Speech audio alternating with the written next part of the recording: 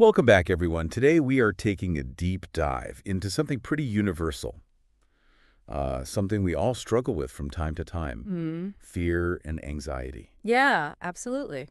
And, we've talked about these topics on the show before, and we've looked at all kinds of self-help books and, Yeah, all kinds of tips and tricks for dealing with these things. absolutely. But this time we're going to be looking at this from a little bit of a different angle. That's right. We're going to be looking at it from a faith-based approach.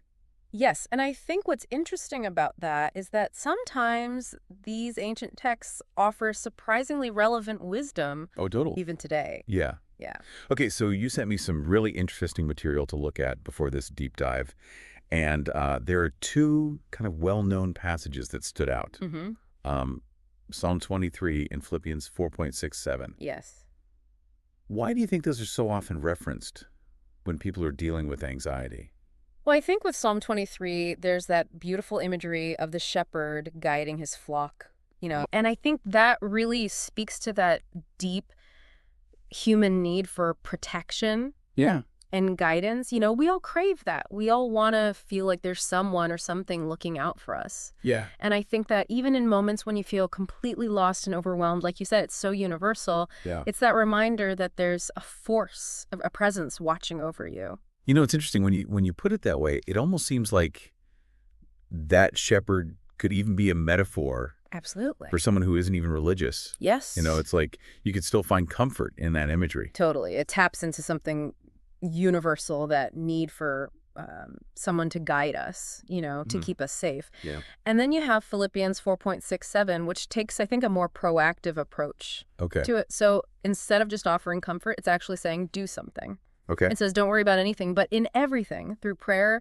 and petition with thanksgiving, present your requests to God. Okay. And I think what's so powerful about that is it's saying, okay, instead of just sitting in your fear, instead of just being consumed by anxiety, actually take that energy and redirect it. Redirect it towards something bigger, towards something hopeful. It's so interesting. I mean, it's almost like saying choose where you're putting your energy. That's exactly it. Are you going to feed the fear or are you going to redirect it towards something else? Yeah. I love that analogy of feeding the fear because I think that's what we do so often. We give it so much power. Yeah. But what if we starve the fear and we fed something else, Yeah. something much more powerful? Yeah. And the material that you sent, it doesn't just talk about these verses, Right. in a vacuum. It actually shares some personal stories, Yeah. which I thought was really cool. Yes. Of how people actually applied these things in their lives. Yeah. Were there any of those stories that particularly resonated with you? I think one that really stood out to me was the woman who struggled with panic attacks. Oh. She was talking about how she felt completely trapped in that cycle of fear, just constantly on edge, waiting for the next one to hit. Yeah, and I think that can be so debilitating. Oh, absolutely. I mean, panic attacks are no joke. Yeah. But she found solace in Philippians 4.67. Yeah, and I think that's such a powerful example. It really is. So, I mean, these stories are really inspiring, and they offer hope. Yeah. But I'm also thinking, is there anything else that our listeners can do? Are there more, like, practical, actionable tools Yes. that they could use right now, today, to deal with their anxiety? Absolutely. And the source material dives into a few of these. Okay, good. One is the idea of replacing negative thoughts with what it calls scriptural affirmations. Okay, so what does that mean? So let's say you're feeling anxious about a big presentation at work. Oh, yeah, I can relate to that. Right. Instead of letting those self-doubts take over, Yeah. I'm not good enough, I'm going to mess this up. Yeah. What if you intentionally shift your focus to a verse like, I can do all things through Christ who strengthens me? Okay. Repeating that, grounding yourself in that belief can really help to create a sense of calm and confidence. Yeah, it's like instead of focusing on everything that could go wrong, Exactly. you're actively choosing to focus on a source of strength. Yeah. And I like to think of it almost like replacing a mental weed with a powerful seed of truth. Oh, I love that. You're pulling out that negativity and you're planting something beautiful in its place. Yeah, that's great. Yeah, so that's one tool. And another tool is to actually visualize those comforting images from Psalm 23. Okay. So imagine yourself walking through that peaceful valley, guided and protected by that shepherd.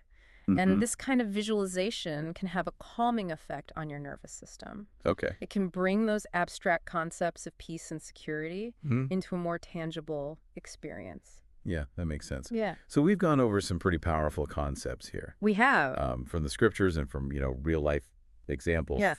What would you say is the most important takeaway for our listeners who are struggling with fear and anxiety? I think the key is this. Even when you're facing those overwhelming feelings, Mm. remember that you're not alone. Whether you find solace in the idea of a divine shepherd or in the support of loved ones, Yeah. there's always a source of strength to draw upon. Mm. And by actively choosing to replace fear with faith, Yeah. with hope, with positive action, Mm. you can start to shift your experience and find that sense of peace that you're seeking. That is so beautifully said. Thank you. And it makes me wonder, you know, even if someone listening isn't coming at this from a strictly religious perspective, Right.